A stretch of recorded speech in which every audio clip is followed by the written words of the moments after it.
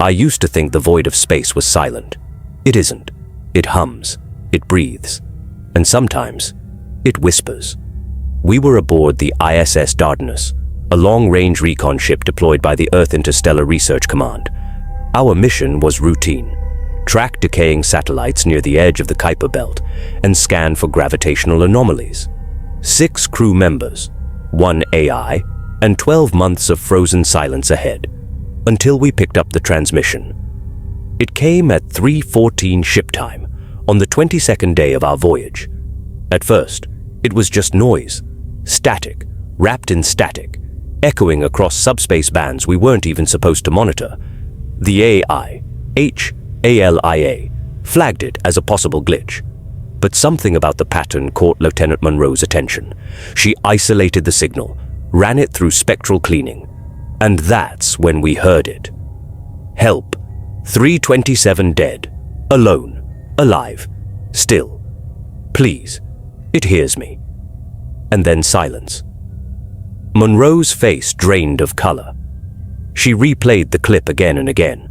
I joined her at the terminal, listening. The voice was weak, dry, broken, male, mid-40s maybe. But what stood out wasn't the content. It was the background. There was no hum of power, no breathing systems, no machinery. Only a low, rhythmic pulse, something between a heartbeat and a seismic tremor.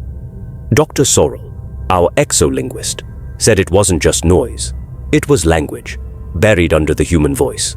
Something older, something wrong. Captain Ishan Malik ordered the signal's origin traced. It took Halia 3 hours. The coordinates pointed us 7.3 million kilometers beyond the Oort cloud, a region marked as dead space, a zone so empty and dark, even gravitational drift seemed hesitant to pass through it. No known stations, no colonies, no active missions, and yet, the signal was live. Could be a distress beacon from a lost deep-range vessel, Sorrell offered. Or a trap, Monroe replied flatly. We voted, 5-1. We altered course. I was the one who voted no. It took us 3 days to reach the origin, and we found it. A massive structure drifted silently against the black. It wasn't on any registry.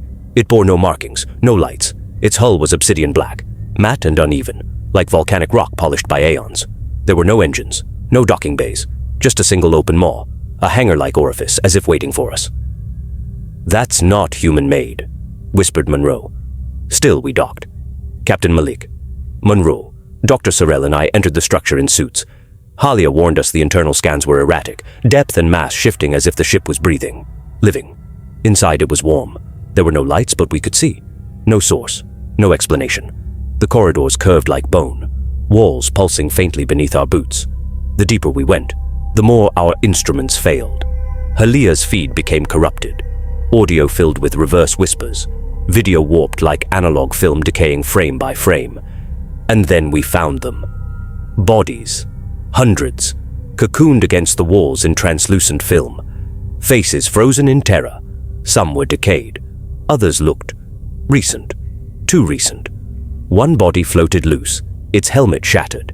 It was Commander Elric Voss, declared missing on the ISS Galleon, lost 17 years ago on a Pluto outpost mission. Dr. Sorrell collapsed. We should have left, but curiosity is a weapon we carry willingly in space. We reached what resembled a bridge. In the center floated a monolith, black, reflective, humming like a subsonic scream. The Black Echo. That's what Sorrell called it. Said it was a term in ancient myth, used by pre-space civilizations to describe voices heard before death, echoes of things not meant to be. Halia's voice broke through our comms, distorted. You must leave. It has accessed me. I cannot contain it. Static. Then silence. And then the monolith spoke. Not in words, in emotion. I felt it first, like grief sinking into my chest. Then shame, guilt, regret. Memories I hadn't touched in decades flooded my mind. My brother's death, my father's final breath, the words I never said to my mother. Monroe screamed. She dropped to her knees, tearing off her helmet. Her lips moved, repeating something over and over.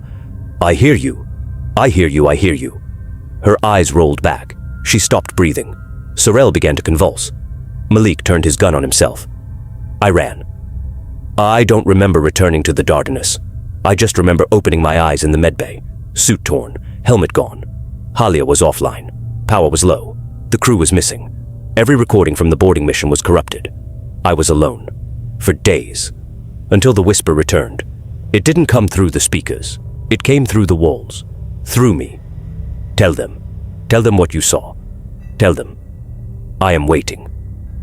I tried to jump ship. To reroute toward a solar flare. End it. But the controls wouldn't respond. The ship obeyed something else now.